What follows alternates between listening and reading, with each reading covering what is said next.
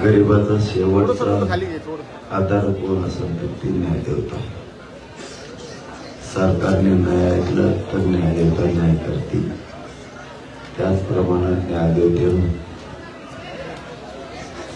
आमच्याशी पण न्याय केला आहे.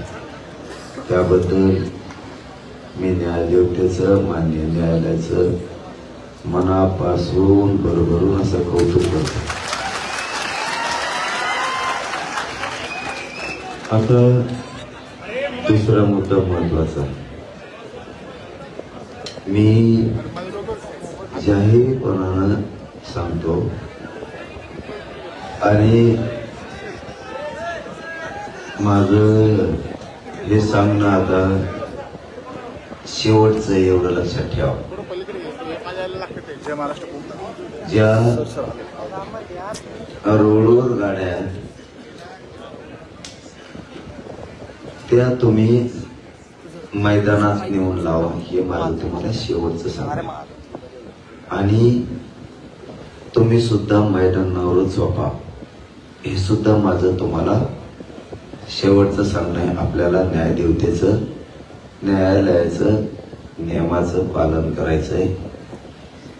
इथं बाजूला 200 मीटरवर कॉर्नर मैदान म्हणून आपल्याला ते खुलं करून दिले. जेवढ्या गाड्यात मुंबईभरात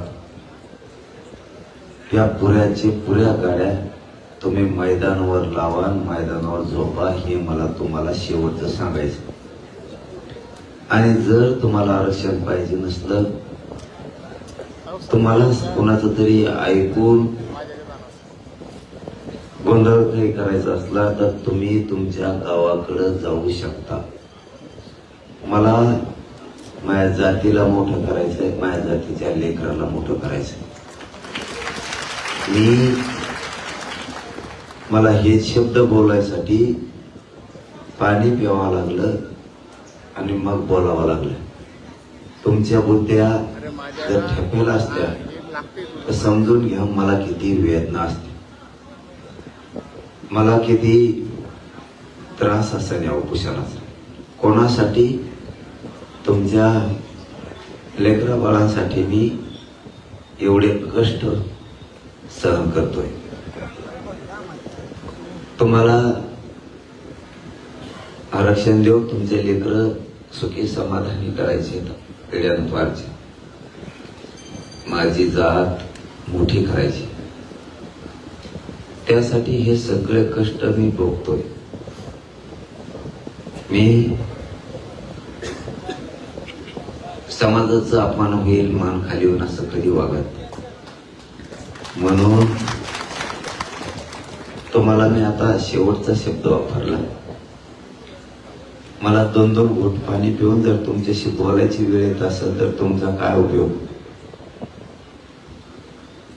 मला इतक्या वेदना असून 2 घोट पाणी पिऊन, घोटभर पाणी पिऊन मला तुमच्याशी बोलावं लागतंय वारंवार.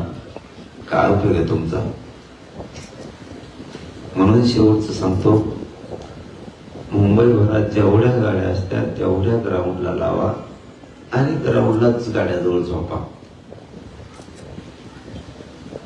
तुम्हाला ज्यावेळेस बाहेर निघावं वाटत त्यावेळेस बाहेर पण निघता येईल. पण मुंबईकराला त्रास होईल असं कोणी वागू नका. मला वाटतं आंतरवालीत पण हेच पोरं होते आणि मुंबईत पण हेच येत. दुसऱ्याला त्रास नाही देत. इतकाच मीडिया सुद्धा आंतरवालीत होता, किंबहुना याच्यापेक्षा जास्त. कधी पत्रकारांचं कधी ऐकायला नाही आले की त्रास झाला. इथंच मात्र ऐकायला येते, त्याच्यामुळे आमचा संशय खूप बळवतोय. बरं हेच ते पोरं आहेत, आंतरवालीत त्रास नाही दिला, इथं कस काय देते? हे काहीतरी षडयंत्र आहे.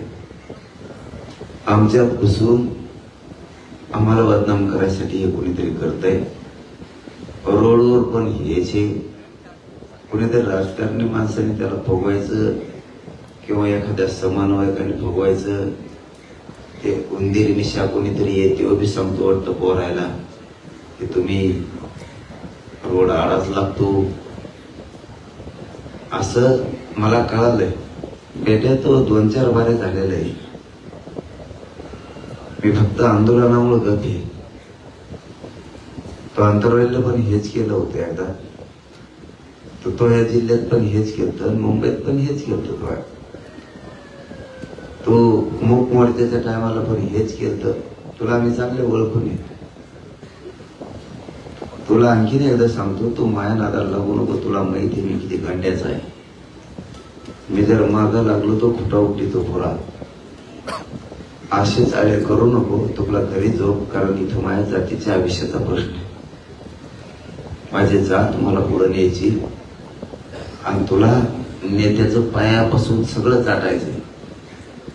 तुला अशी सवय पैशामुळे. तो कसा मोठा झालेला आहे, तो आधी किती बिघारी होता हे सगळं माहिती आहे आम्हाला. आणि तुला चांगलं माहिती आहे मी किती विचित्र नमुना आहे. त्यामुळं सावध होय. माझं समाजाच्या पोराला सांगणं आहे, मी सांगितलं तेवढं करा. मला डबल गाड्या घ्या, निवांत ग्राउंडवर झोपा. तिथं जेवणाचं अख्खी मुंबई जेवण इतकं जेवण आणायला लागलेत माझे खेड्यातले गरीब मराठी तुमच्यासाठी. आपण आपल्याला त्रास देणार आपण कमी नाही. आपण एकट्या मराठ्याची 5 ते 6 राज्य एवढी ताकाची, एकट्या मराठ्याची. म्हणून आपल्याला थोडा त्रास झाला तर लोक टेम्पो ट्रक आणि कॅन्टर भरून भाकऱ्या पाठवायला लागलेत मुंबईला. त्याच्यामुळं तुम्ही ग्राउंडवर जा. मला माहिती आहे तुम्हाला माया आहे म्हणून एखाद्याच तुम्ही तसं करत बसाल. पण न्यायालयाच्या सगळ्या नियमाचं पालन करायचंय हे समजून घ्या. आणि मुंबईकराला त्रास होता कामा नाही हे पण समजून घ्या. तुम्ही काय लांब गेले का? ग्राउंडवर गाड्या लावायचं का ग्राउंडवर झोपायचंय? नसतं आजच मैदानला यायचंय. किती सोपं आहे. वेळची वेळेला बघू ना. तुम्ही शांत राहा, एवढंच माझं म्हणणं आहे. तुम्ही शांत राहा. आणि ज्यांना ऐकायचंच नाही ना तो गावाकडे गेला तरी चाल. काय मी बघतो कसं आरक्षण द्यायचं माया जातीला. मी गेलो तरी इथून उठत नाही. ज्याला यायचं त्याला येऊ दे. सरकार येऊ दे, गोळ्या घेऊन येऊ दे, बंदूक घेऊन येऊ दे, त्याला काय घेऊन यायचं घेऊन दे. मी बाजार मारायला तयार आहे तुमच्यासाठी. फक्त तुम्हाला सांगितलं तेवढं तुम्ही करा. आजपासून पुन्हा तुम्हाला आता शेवटची विनंती, इतक्या स्पीडने गाड्या काढा, ग्राउंडला नेऊन लावा की मराठ्याचा गर्व वाटला पाहिजे. मराठ्यालाच की पोरा असा होता असे. तिथं पुढं तरी जवळच आझाद मैदानच्या बाजूला पुढं मला माहित नाही कॉर्नरच क्रॉस नाव असे ठेवते पदगे जाऊन. एकदा कॉर्नर म्हणते, एकदा क्रॉस म्हणते, एकदा काही म्हणते. हात आपला नाव ते घेता येणार आणि फेता येणार. क्रॉस मैदान आहे पुढं तरी तिथं गाड्या नेऊन लावा, झोपा. जिथं जिथं मैदान असते तिथं लावा. कमी पडलं तर सरकार आणि पोलीस म्हणलेत की आम्ही आणखीन मैदान उघडं करून देतो. मग आता तुम्ही गपचिप मला उद्या ऐकायला सुद्धा नाही आलं पाहिजे.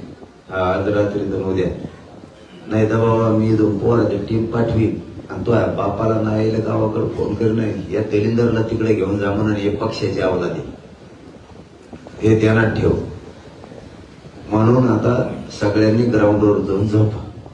कोणीही रोडवर गाड्या ठेवू नका. मला जात जिंकायची, तुमच्यामुळं माझी जात हरू नये. त्याच्या पुढे तुम्हाला आता बोलत नाही.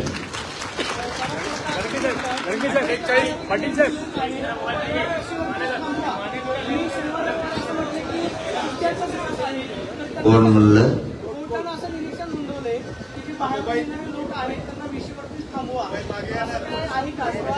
ऑर्डर्स काय ऑर्डर्स आहेत? सर्व मोबाईल मागे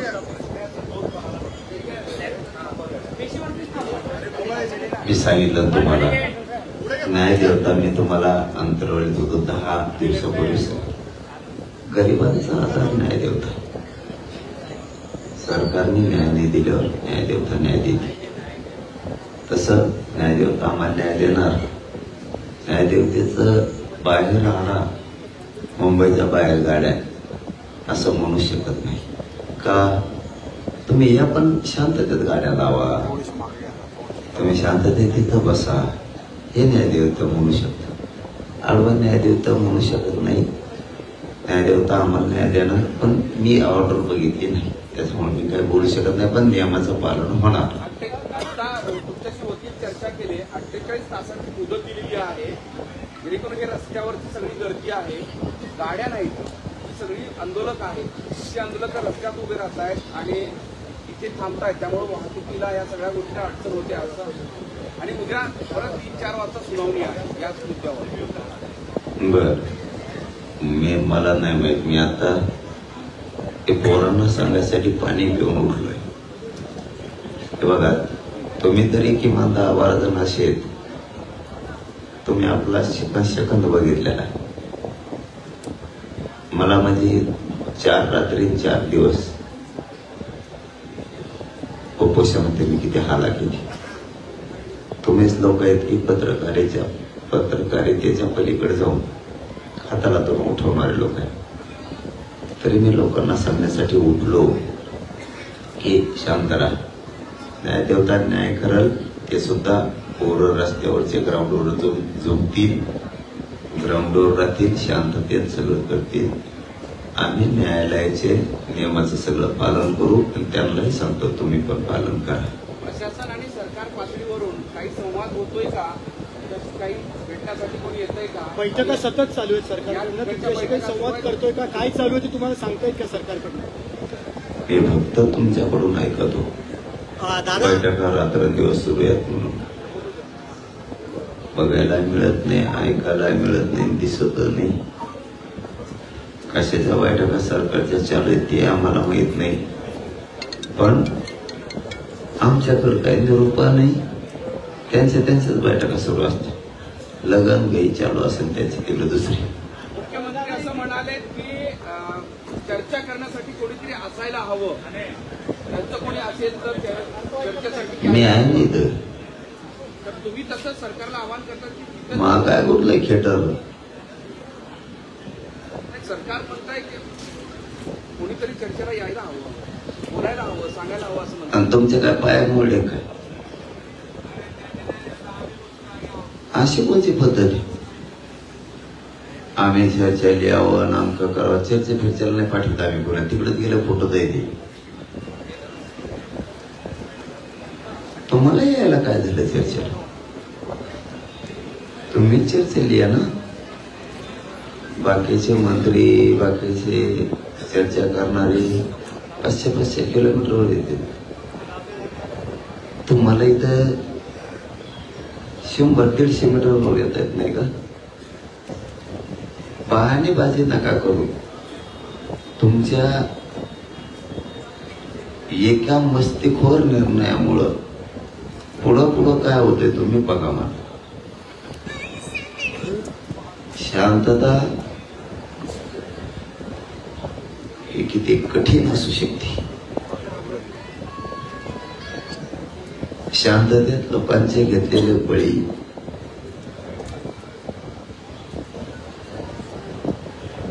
याची किती परिसीमा अवघड असते हे देवेंद्र फडणवीसला कळत.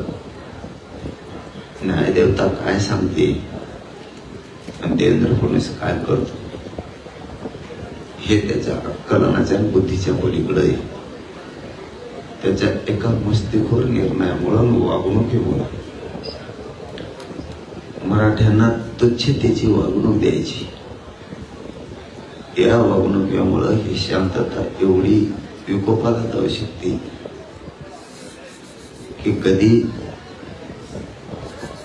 20-25 पिढ्यानं सुद्धा विचार केला नसेल इतकी परिस्थिती ते आणू शकतो. मुंबई बाहेरून येणारे जे आंदोलक आहेत त्यांना आता तिथेच थांबवा असं कोर्टाने म्हटलंय. येऊन थांबतो. तेच सांगतो.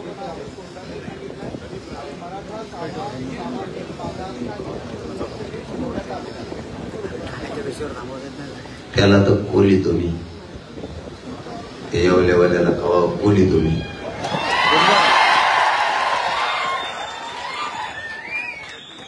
मराठा आणि कुणबी एक हे फायनल आहे आणि आम्ही त्याच्यावर राहणार. त्याला मी महत्व देत नाही. बस झालं आता मला थोडं अंगळू गेलं. स्पष्ट आदेश दिए आजाद मैदान छोड़कर बाकी जो इलाके हैं चाहे वो थोड़ा पाउंड है वो बाकी है उन्हें खाली करने के आदेश दिए. उसको लेकर आप क्या आवाहन करेंगे? मुंबईतले जे वेगळे भाग आहेत म्हणजे आझाद मैदान व्यतिरिक्त फ्लोरा फाउंटन मला आहे. आता सांगितलं अरे हिंदीचं दादा मला लेपाच काय तुला काय सांग मायामुळे तो हिंदी बिघडायची. आता मराठीत सांगितलं तेच आपलं तिकडं वरगडून घ्यावा काय झालं. धन्यवाद.